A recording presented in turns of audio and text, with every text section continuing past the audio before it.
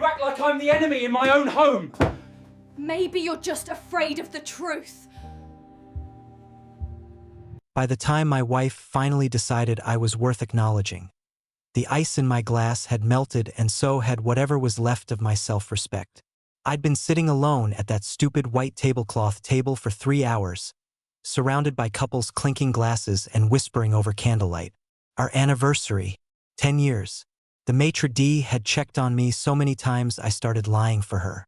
She's just running late, I'd say, forcing a smile. Traffic. Truth was, I'd run out of excuses an hour ago. Then the doors swung open. She didn't walk in like a woman rushing to her husband.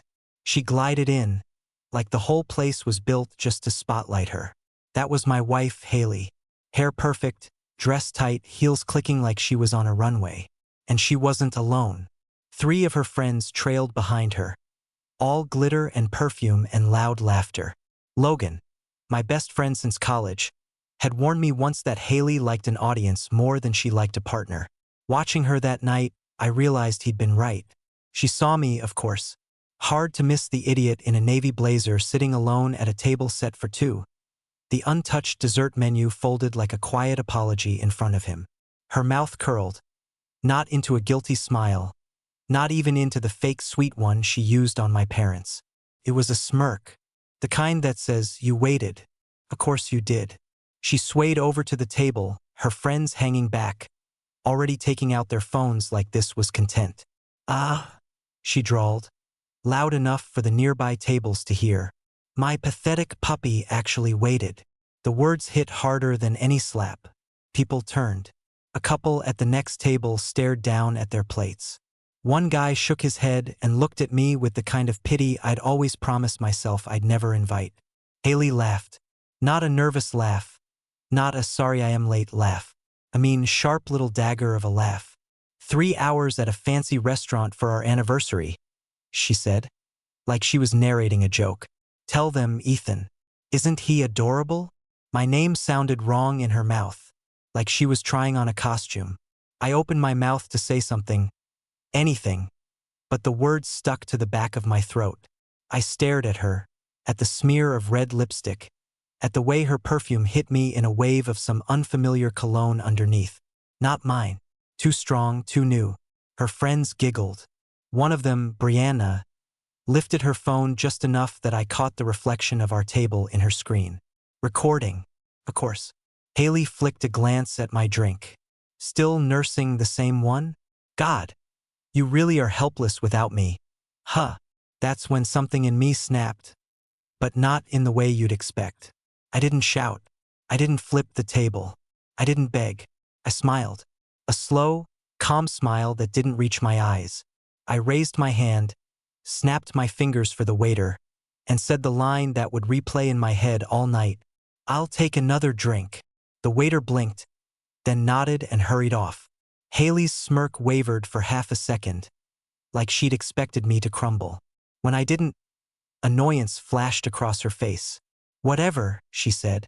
"Girls, come on. This place is dead." She didn't even sit down. 10 years of marriage, and she didn't sit down. They turned away in a swirl of perfume and high heels, heading for the bar. As they walked off, I saw it. A guy at the end of the counter, leaning back in his chair, eyes glued to Haley like she was his favorite show. She brushed his arm as she passed. He whispered something. She laughed. The soft, flirty laugh she hadn't used with me in months. That was the moment I knew deep down what my brain had refused to say out loud. My wife was not just late. She was living a whole other life, and I was the idiot waiting politely at the reservation table. But I didn't move. I sat there, sipping my drink, letting the humiliation soak in. The clink of glasses, the murmur of conversations, the occasional burst of laughter. It all blurred into white noise. My hands stopped shaking. Something cold slid into their place. I didn't chase her. I didn't demand an explanation. I just watched her reflection in the wineglass as she leaned closer to that guy, her hand brushing his shoulder like it belonged there. Around midnight, I finally stood up, left a tip big enough to cover my pride, and walked out into the cool night air. I didn't go home. I drove aimlessly through the city, the yellow lines on the road stretching into one long accusation. I replayed every strange moment from the last few months.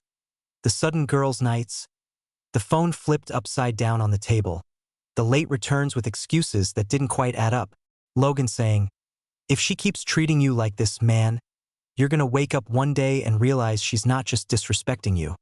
She's replacing you." Yeah. Logan had always been annoyingly good at calling things early. At some point, I checked into a cheap hotel that smelled like old carpet and disinfectant. I threw my phone on the nightstand and collapsed on the bed fully dressed, staring at the ceiling while the scene at the restaurant replayed over and over. The last thought I had before sleep dragged me under was simple and bitter. If she wants me to be a pathetic puppy, maybe it's time I stopped coming when she calls. When I finally woke up, gray light was leaking around the curtains. My throat felt like sandpaper. My jacket was crumpled under me. My head pounded with the dull, heavy ache of too much thinking and not enough answers. Something was buzzing. It took me a second to realize it was my phone, vibrating angrily on the nightstand. The screen was lit up so bright I had to squint. 85 missed calls. All from the same name, Haley. Notifications stacked beneath it. Dozens of texts, voice messages, a few from unknown numbers, and one from Logan. I stared at the screen, my thumb hovering over the call button. Last night, she'd walked into that restaurant 3 hours late with her friends, laughed in my face, and called me a pathetic puppy in front of strangers. This morning, she was acting like the world was on fire. For the first time since I'd put that ring on her finger, I didn't automatically jump when she demanded my attention. Instead, I took a slow breath, let the anger settle into something sharper, and whispered to the empty room, "Okay, Haley, what did you do?" I didn't call her back. Not at first. I lay there in that crappy hotel bed, phone glowing in my hand, heartbeat pounding in my ears like it was trying to warn me about something I already knew deep down. 85 missed calls wasn't worry, it was panic. And Haley didn't panic unless something threatened her. I opened the messages. They started off exactly how you'd expect from a woman who'd called her husband a pathetic puppy a few hours earlier. "Haley, are you serious right now? Haley, Ethan, answer your phone. This isn't funny. Haley, if you're trying to make me feel guilty for last night, grow up." I almost laughed at that. Grow up.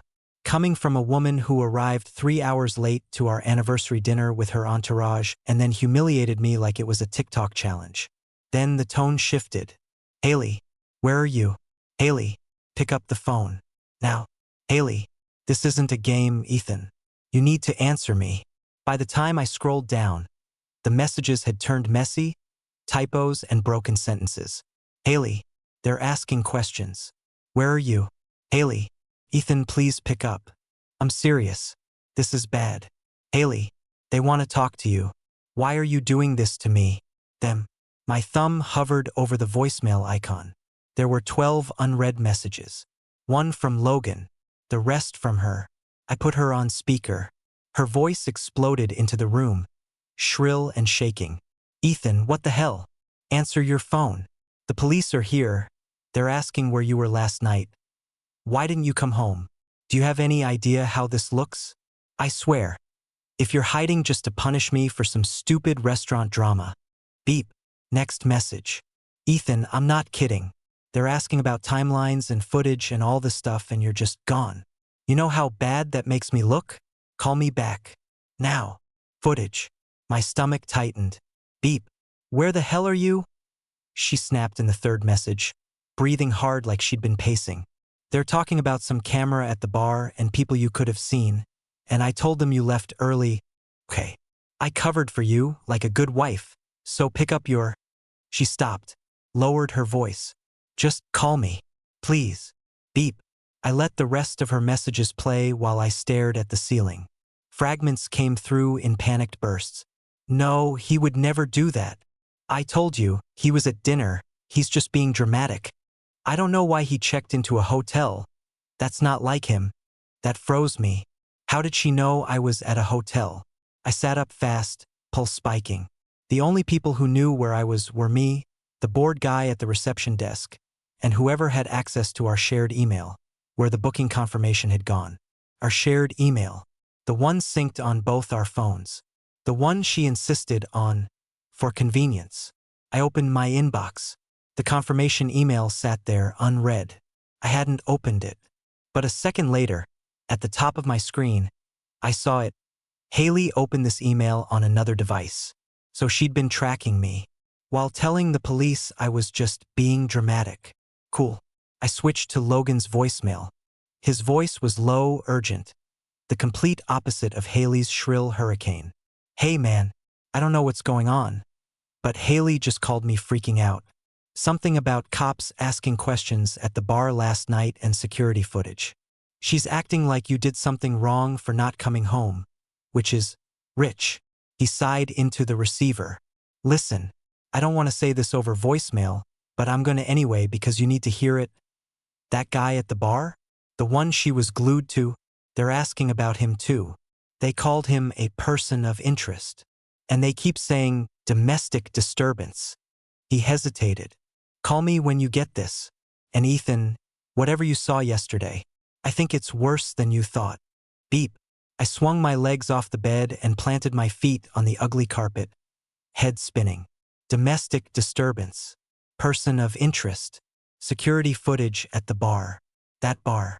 The same bar I'd watched her lean into some stranger at while I sat at our anniversary table like a forgotten extra in my own life. I opened my browser and typed the bar's name plus news. It didn't take long. Top result. Incident outside downtown lounge leaves 1 injured. Witnesses sought. I clicked. There it was. A grainy still frame from security footage. Late night sidewalk. 2 figures arguing near the curb. A woman in a tight dress, hair I knew like my own hands. A man leaning too close. Then a blur of motion. Haley. The article said something about a heated dispute, a shove gone wrong. The man tripping into the street. A car braking too late. It mentioned alcohol. It mentioned the police asking for witnesses, including the husband of the woman involved, who reportedly left the restaurant earlier in the evening. So that's why they wanted me. Not because they cared about me, because I was a narrative detail. I sat there, the hotel room suddenly too quiet, the hum of the air conditioner way too loud. My mind jumped back to Haley's face at the restaurant. The lazy cruelty, the way she tossed pathetic puppy at me like an insult she'd been saving. She hadn't been worried about me. She was worried about what my version of the story would sound like. My phone buzzed again. This time it wasn't a call. It was a picture. From an unknown number. I opened it and my world tilted. Haley. Same dress. Same heels. Pressed up against the guy from the bar. His hands all over her. Her mouth on his neck. His lips near her ear. Time-stamped. 30 minutes before she walked into that restaurant and called me a pathetic puppy. Underneath the photo, 1 line of text. Still think she was just late? The photo didn't just punch me in the gut. It hollowed me out. There she was, my wife Haley, wrapped around some guy like he was the oxygen she needed to breathe. And me? I was the idiot sitting at a table, checking my watch, convincing myself she cared enough to show up. I stared at that picture until my vision blurred. Every detail was unmistakable. Her hand curled around his neck, her lips grazing his ear, his smirk like he'd already won something that belonged to me. The timestamp was a knife, 30 minutes before she humiliated me at the restaurant. She wasn't late. She was occupied. My phone buzzed again. Unknown number. You deserve to know the truth. Call me. No name. No context. Just that. I saved the number but didn't call. Not yet. I needed fuel, not answers. Answers come with mercy. I wasn't ready for mercy. I grabbed my jacket and left the hotel. Cold morning air slapped me awake. I felt like I was walking inside someone else's life. Someone weaker. Someone who hadn't yet noticed the cracks forming under his feet. My car was still where I'd left it. I got in, shut the door, and just sat there. Fingers gripping the steering wheel. Breathing like every inhale cost money. I replayed everything. Almost like a sick documentary narrated in my head. Ethan Moore, age 34. Husband. Provider. Professional chump. Spent 3 hours waiting on a wife who was busy previewing her next life. It wasn't just betrayal. It was deliberate cruelty. My phone buzzed again. Logan this time. I answered. Jesus, Ethan, finally. He exhaled. Where are you? Hotel near Jefferson. I muttered. Good. Stay there. The cops are looking for you. I know, I said. Haley made sure I found out. He hesitated. You saw the news? And the photo. Logan swore under his breath. I tried to tell you, man. She doesn't respect you. That woman feeds off attention like it's currency. If the world isn't staring at her, she thinks she's disappearing. I closed my eyes. That sounded like the Haley I'd married, except back then, I mistook that hunger for passion. Now it looked more like a parasite. She lied. I whispered. To me. To everyone. She made me believe I was the problem. She's been itching for something new, Logan said. You were the stability. She got bored of stability. A moment of silence stretched between us. Then he added something that chilled me. And Ethan, she's not done. What does that mean? I asked, my grip tightening on the phone. She's already spinning a story. You not coming home? That's part of it now. She's telling people you were unstable last night, that you stormed off. She's planting seeds. The more dramatic she can make you look, the easier she gets to rewrite what happened. My blood ran cold. She wasn't just cheating. She was crafting an alibi. Logan, I said slowly, what else do you know? He hesitated. You need to talk to someone. I'll send you a number. Before I could ask who, he hung up. Seconds later, a new number appeared in my messages. Same unknown number as before. Unknown. We need to meet. Then an address. A diner off Route 9. Public. Neutral. Safe enough. I drove. The roads blurred past as anger turned into something sharper. Clarity. Betrayal had layers. Haley wasn't satisfied with breaking trust. She needed spectacle. She needed witnesses. She needed to crush me and laugh while doing it. Now she had a problem. I wasn't crushed. I was awake. The diner parking lot was nearly empty. I walked inside. Cheap coffee smell. Flickering neon. Booths that hadn't been replaced since the 90s. A man sat in the corner. Hood up. Phone face down. Shoulders tense. He looked up the moment I stepped in. He wasn't some shady stranger. I knew him. His name was Marcus. The man from the bar. The one Haley was pressed against in the photo. Every nerve in me fired at once, but before I could speak, he lifted both hands. Not in surrender, but in exhaustion. Don't, he said. You're not here to hit me. You're here because she's worse than you think. He said, slowly. You were with her? I said, voice low, too calm. He nodded. Not by choice. She plays people, Ethan. She tells everyone a different story. She had me convinced you were abusive, controlling, cheating. Pick a narrative. She changes it depending on who's listening. I clenched my jaw. She said I was cheating? She said you were neglecting her, ignoring her, that you emotionally abandoned her. He scoffed. Then yesterday, after everything, she told me she needed space. She left with her friends and told me not to call. My pulse hammered. Why contact me? Marcus leaned in. Because after she left, 2 detectives came to my apartment asking about a fight outside the bar. They showed me footage. They're trying to make it look like I started something. And Haley, she acted like she didn't even know me. My chest tightened. She threw you under the bus. She threw everyone under the bus, he corrected. She's saving herself. He looked me dead in the eyes. You think you're betrayed. I think we're both targets. Before I could respond, my phone vibrated. A new message from Haley.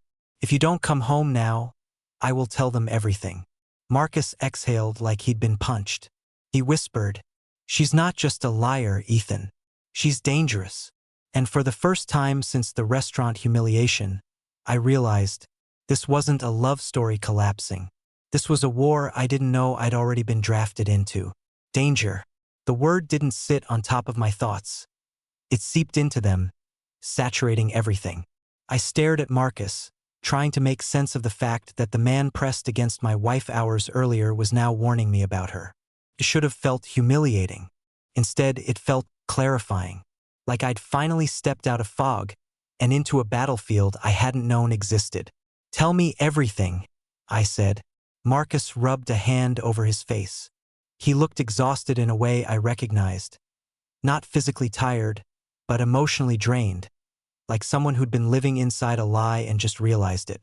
"She approached me," he began, "at the gym, said she was unhappy, said you were distant, cold, said she felt unseen." Haley always adored that word, unseen.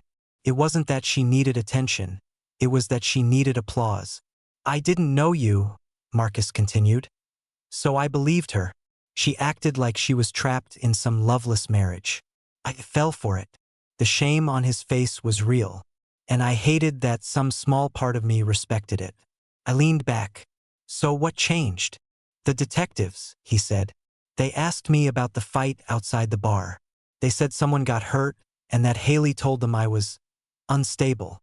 He snorted bitterly. "I've never hit anyone in my life. But she told them I get jealous fits.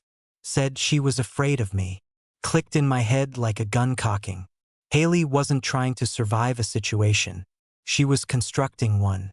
A narrative where she was the victim, and whoever stood closest, me, Marcus, anyone, became the villain. It was elegant in a sick, predatory way. Marcus leaned forward, voice low. "She's setting up a story, and she needs bodies to build it." My phone buzzed again. "Haley, come home. Now. If you don't, I'm done covering for you." "Covering?"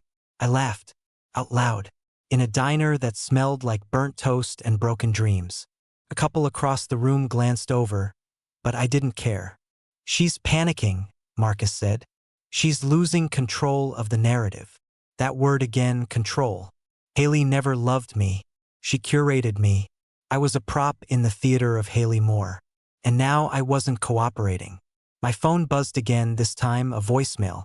I put it on speaker. Haley's voice poured out, breathy, practiced, theatrical. "Ethan, I don't know what you're doing, but you need to stop. The police are looking for you. They think you might have something to do with the guy outside the bar. I told them you were upset last night. I tried to protect you, but I can't fix this alone. You're making everything worse. Come home. I'm begging you." Marcus and I stared at each other. He whispered, "She's setting you up." I replayed the message. Then I caught it. Not our anniversary. Not what happened at the restaurant. Just a carefully curated, emotionally loaded script. I was upset. I stormed off. I didn't come home. She was building motive. She wanted me to look volatile. My phone chimed once more. "Haley, if you don't come home, they'll think you ran. Do you want that?" Marcus exhaled, shaking his head. "She's brilliant. Evil, but brilliant." My knuckles tightened. "She thinks I'll panic." "So what do we do?" he asked. I hadn't expected that word, but suddenly it made sense. Haley hadn't just betrayed a marriage. She'd created casualties. I stood. "We don't play her game," I said. "We rewrite it." Marcus lifted a brow. "How?" "By giving her something she never planned for." "What's that?" "A husband who's not scared of her anymore." Before he could respond, the diner door opened. A tall officer stepped inside, eyes scanning the booths until they landed on me. "Ethan Moore?" he asked. My pulse surged, but I didn't flinch. "Yes." He approached, calm, controlled, not hostile, not accusatory. "We'd like to ask you a few questions about your whereabouts last night." Haley wanted me hysterical. Instead, I smiled. "Of course, officer," I said. "But before we begin, I have something you'll want to see." I slid my phone across the table. The photo of Haley and Marcus lit the screen like a confession. The officer blinked. Then his expression changed. Not suspicion, recognition. He said two words that froze my blood. "Her again." Marcus's eyes widened. "Her?" I repeated, voice low. "As in, this isn't the first time?" The officer nodded slowly. And suddenly, everything I thought I knew about my wife was only the first chapter of a much darker story. Her again. Those two words didn't just land, they detonated. The officer said them with the resignation of someone who'd seen a pattern no one else noticed, someone who was tired of watching the same storm destroy different people. I felt Marcus stiffen beside me. The officer motioned for us to sit, then took the booth across from us, his hand resting near, not on, his holster. He wasn't here to arrest me. He was here because my wife had become someone's problem long before she became mine. I swallowed. What do you mean again? He studied me, as if deciding how much truth I could survive. Then he spoke. This isn't the first time your wife's name has come up during an investigation involving volatile situations. He paused, careful. Or men. Marcus leaned forward. Investigations. The officer nodded. Different cases, different cities, same patterns, emotional disputes, public altercations, accusations that suddenly change direction, witnesses who disagree with her story, and then he snapped his fingers. Silence. Records sealed. Partners leave town, sometimes voluntarily, sometimes not. My mouth dried out. You're telling me Haley has done this before? He didn't blink. Your wife doesn't just burn bridges. She pours gasoline, invites an audience, and lights the match while smiling. Then she convinces everyone you dropped the torch. Marcus cursed under his breath. I felt my stomach turn, not from shock, but recognition. All those moments I dismissed as quirks. Haley crying because someone didn't compliment her outfit. Haley flirting with waiters just to see me react. Haley accusing me of being controlling when I asked normal questions. Haley rewriting conversations we'd had, as if she was author and I was an unreliable narrator. I wasn't living with a partner. I was living inside someone's script. The officer spoke again. Here's what I need from you, Mr. Moore. I need your version of last night. Every detail. Don't embellish. Don't dramatize. Just tell me what you saw. For the first time in years, I felt the power shift. Not toward me, but away from her. I told him everything. The restaurant, the waiting, the humiliation, the bar, her friends recording me, the guy she was pressed against, the hotel, the messages, the threats. He didn't interrupt. He just listened, occasionally jotting notes. When I finished, he tapped the pen once, twice, then asked, "And did she ever mention this man before last night?" Marcus spoke before I could. "She lied to both of us," he said. "She told me Ethan was emotionally abusive, then told Ethan I was unstable. She didn't want either of us comparing stories." The officer nodded. "That's consistent. Consistent. As if my wife was a case study." I exhaled slowly. "What happens now?" He leaned in slightly. "What happens next depends on whether you two want to remain pieces in her game, or end it." "End it how?" Marcus asked. The officer looked at me first, then him, as if weighing our resolve. "Haley isn't reckless. She's strategic. She isolates people emotionally before reality catches up. If she believes she's losing control of the narrative, she becomes unpredictable. She will escalate. She always escalates." My pulse quickened. "Escalate how?" He paused, then said something that made the diner's hum feel like a threat. "She's already positioning you as the aggressor, Ethan. If she fails to make the police believe that, she may try to provoke you until you react in a way that supports her story." Marcus muttered, "She won't get that from us." The officer slid a card across the table. "My advice? Don't go home. Don't be alone with her. And whatever you do, do not respond emotionally. That's what she's waiting for." My phone buzzed again, 3 rapid notifications. "Haley, you're ruining everything. Answer me. Do you want to go to jail?" I didn't react. The officer watched me closely. "She's frantic. That means she's losing grip. That's good, but dangerous." Marcus shook his head. "Why does she get away with this?" The officer answered without hesitation. "Because smart predators choose victims who believe love and loyalty are weaknesses." My heart thudded. He wasn't describing Haley anymore. He was describing me.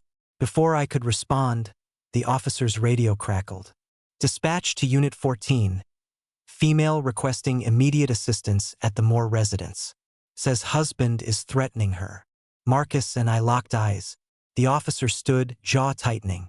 He lowered his voice to a lethal calm. She's not waiting for you to react, Ethan. She's reacting for you. He tapped the table once.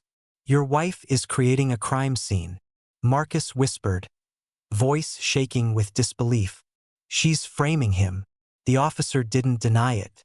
He didn't have to. He simply looked at me and said, you have about 30 minutes before her version becomes the official one. Whatever you do next decides whether you walk out of this as a victim, he paused, or an accomplice. And just like that, my marriage wasn't a relationship anymore. It was evidence. Evidence. The word sat on my chest like a cinder block. My wife, Haley, wasn't calling me out of concern. She was constructing reality, brick by brick, lie by lie. And I was standing in a diner, half a cup of cold coffee in front of me, while she tried to architect my downfall. The officer moved toward the exit, speaking into his radio, but he turned back at the last second. Ethan, listen carefully. Do not go to that house alone. If you step inside without a witness, you lose the narrative. She knows that. She's banking on it. Marcus stood too. So what do we do? The officer paused. You two aren't the first, but you might be the first who didn't fold. Then he left. The bell above the diner door jingled. A sound too small for a moment too big. For a minute, Marcus and I sat there in silence. He finally spoke. Do you think she called the cops already? She didn't need to, I said. She called them the moment she made sure I didn't come home. Marcus frowned. But why? Why go that far? I looked at him, really looked at him, and understood something that had been circling my subconscious for hours. Haley wasn't content with cheating. She needed to be the victim. If she could make me look dangerous, unstable, unhinged, it justified everything else. The flirting, the bar incident, the late nights, the lies, the humiliation. It wasn't about guilt. It was about permission. Marcus rubbed his temple. She's rewriting both our lives like we're extras in her comeback story. She's not writing a story, I corrected softly. She's writing an escape hatch. He froze. Not metaphorically. Literally. Like a man who had just realized he'd been standing next to an open pit the entire time. She'll destroy whoever she needs to, he whispered. Yes, I said. And she started with me. He swallowed hard. What if we gave her something she never planned for? I raised a brow. What's that? A husband and a lover, he said slowly, who don't hate each other, but understand exactly who she is. It was absurd. It was poetic. It was true. We left the diner. The cold wind hit my face like a slap. Not punishment, but clarity. The world wasn't blurred anymore. It was painfully sharp. My phone buzzed. A voice message. Haley. I put it on speaker as we walked to our cars. Her voice trembled, but it wasn't fear. It was performance. Ethan, please. You're scaring me. The officers are worried. They think you might hurt someone. I don't know what's gotten into you. Just come home. Let's talk like adults. Marcus stopped walking. She's framing you as violent, he said. No, y correcte. She's framing me as unpredictable. Those two labels weren't the same. One was a crime. The other was a narrative strategy. Then, another message, this one shorter, colder, perfectly sharpened. If you don't come home right now, I'll have no choice but to tell them what you did. Marcus exhaled. She's bluffing. No, I said, shaking my head. She's creating something I supposedly did. That's when I remembered something the officer said. She always escalates. My phone pinged again. A photo. I froze. Marcus leaned closer. It was a picture of our living room. Specifically, a shattered vase on the floor. One of the ones Haley's mother gave us. Glass everywhere. Lamp knocked sideways. A chair tipped over. Underneath. You did this. Come explain yourself? Marcus whispered. She staged it. No, I said. She staged it for the record. My jaw clenched. My breath turned to iron. Haley wasn't panicking. She was preparing. Without me present, she could claim anything. I came home angry. I threw furniture. I threatened her. I stormed out. There were no witnesses but her. Unless I refused to participate. Marcus put a hand on my shoulder. Not friendly, not comforting, but steady. You can't go there without backup. I'm not going at all, I said. He blinked. Then what? I inhaled, tasted the bitterness of realization, and said the words that sealed my choice. If Haley wants to turn our marriage into a crime scene, then I'm done being her suspect. Marcus nodded, a grim smile forming. So what now? I unlocked my phone, opened a new contact, and typed in the officer's number. Then I pressed call. When he answered, I didn't hesitate. My wife is staging evidence, I said, and I'm ready to press charges. The diner, the humiliation, the bar, the 3 hours waiting, the words pathetic puppy, the 85 missed calls. None of it was a marriage breaking down. It was a trap I had finally seen from the outside. And now I wasn't trapped. Now I was the witness. Pressing charges wasn't a declaration of war. It was an acknowledgement that the war had already started, and I was just late to my own battlefield. The officer didn't sound surprised when I told him what Haley was doing. He didn't gasp, didn't question me, didn't ask if I was sure. He just said, "Good. Now we move." There was something terrifying about how calm he was. As if he'd been waiting, expecting me to figure out who I was married to. He asked one question. "Do you have proof?" Marcus and I exchanged a look. In the last 12 hours, I had accumulated more proof than I ever wanted to own. Photos, messages, threats, timestamps, public humiliation, and now a staged crime scene. "Yes," I said. "I think I have enough to make her choke on her own lies." There was a beat of silence. Then, "Send everything to the secure address I'll text you. And Ethan, don't go anywhere near that house until I get there. She's expecting you. Expecting me. Not wanting me. Not missing me. Expecting me. Not a wife waiting for her husband. A spider waiting for her fly." I hung up and exhaled a breath I didn't know I was holding. Something inside me shifted. Not anger. Not heartbreak. Not even betrayal. Something colder. Cleaner. Something like resolve. Marcus leaned against his car. "What now?" "We don't go to the crime scene," I said. "We make the crime scene come to us." He frowned, confused, until a flash of understanding crossed his face. "She wants control," he murmured. "You're about to take it away." And I forwarded everything to the officer. Screenshots of her messages, her threats, the staged photos, the picture of her with Marcus, and a voice memo I hadn't even realized I'd recorded at the restaurant. Her calling me a pathetic puppy. Her friends laughing. The waiter hesitating with the check like I was radioactive embarrassment. Evidence didn't always come from planning. Sometimes it came from humiliation. Marcus sat in his car while I worked. The sun rising behind us like an accusation. The world outside felt normal. Shops opening, commuters rushing, joggers stretching. But my universe was rearranging itself into something sharper. When I hit send, my phone vibrated instantly. "Officer Brooks, stay where you are. Do not go home." Units en route. Units, plural. Haley hadn't just poked a sleeping bear. She'd kicked it. Marcus cleared his throat. "Ethan, she won't go down easy."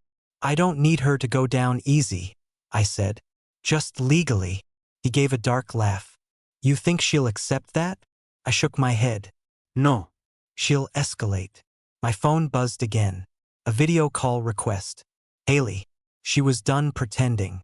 She wanted to perform. Marcus stared at the screen. "If you answer, she'll twist whatever you say," which was exactly why I did. But before tapping accept, I pressed record. Haley's face filled the screen. Eyes red, mascara smudged strategically, breathing shaky enough to make an Oscar winner jealous. "Ethan," she whispered, voice trembling. "I'm scared. Not I'm sorry. Not please come home. Not let's talk. Scared."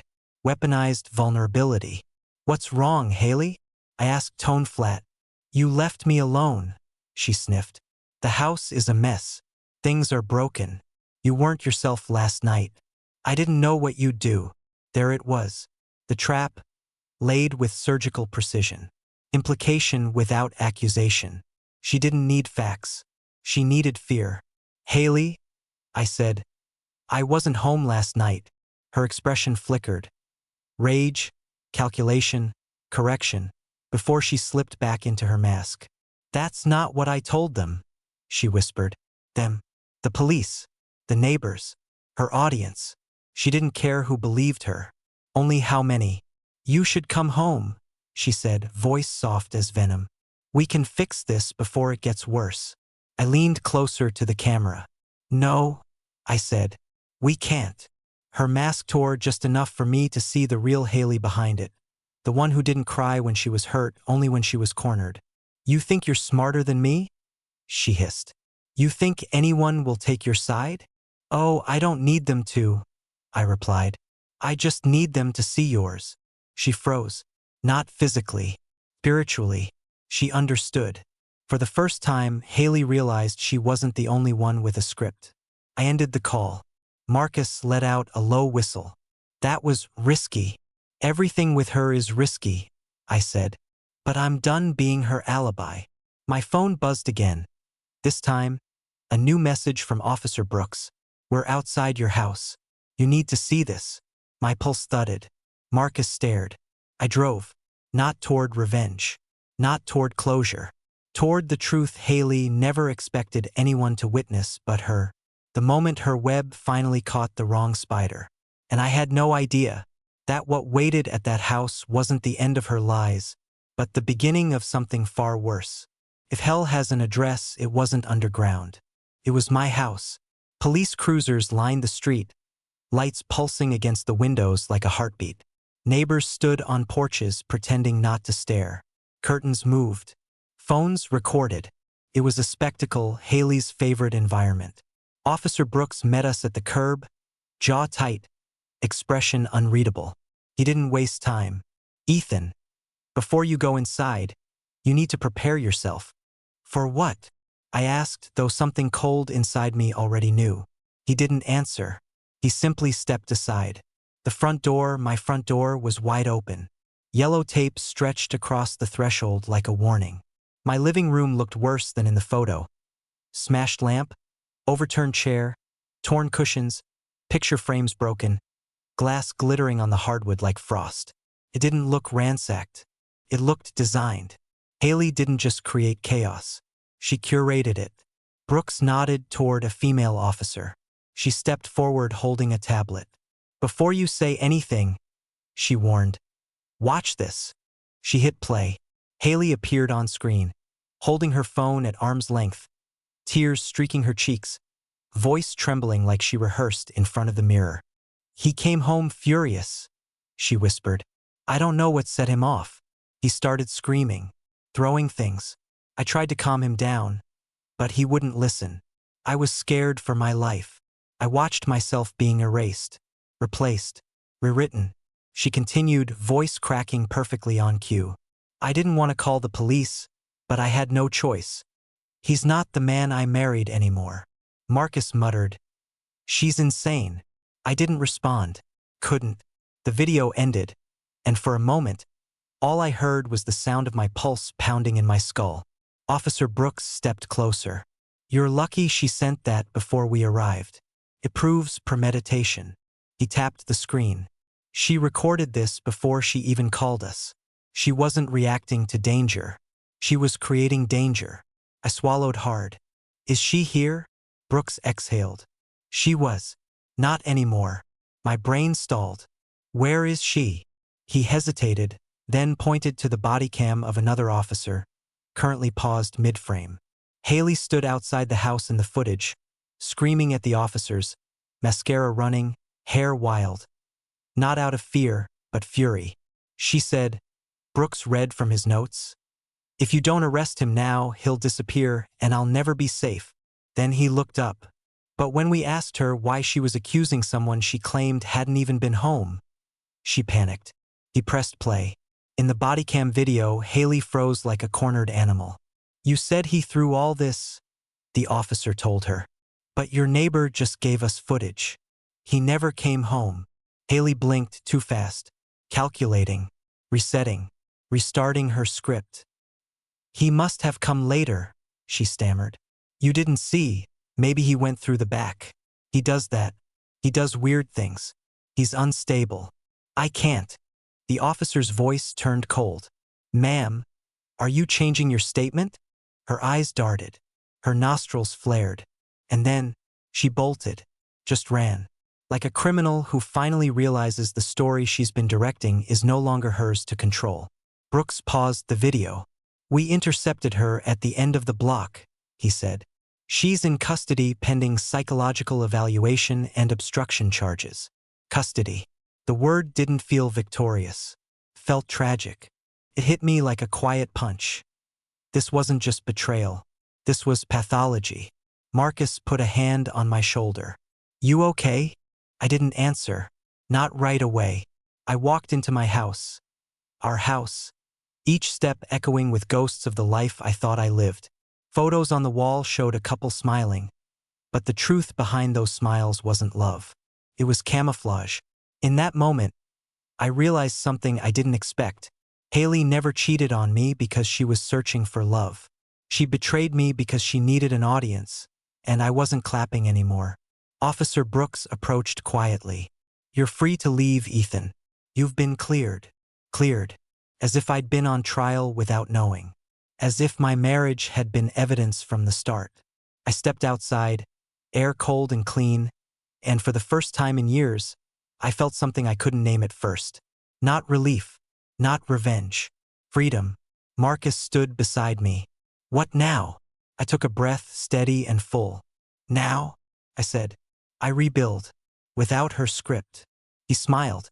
And if she comes back? I shook my head. She won't. Not this time. She finally lost the only thing she ever truly wanted. Marcus frowned. What's that? I looked at the house one last time. The stage she burned for applause that never came. Control, I said. Then I turned away without hesitation. And this time, I didn't look back.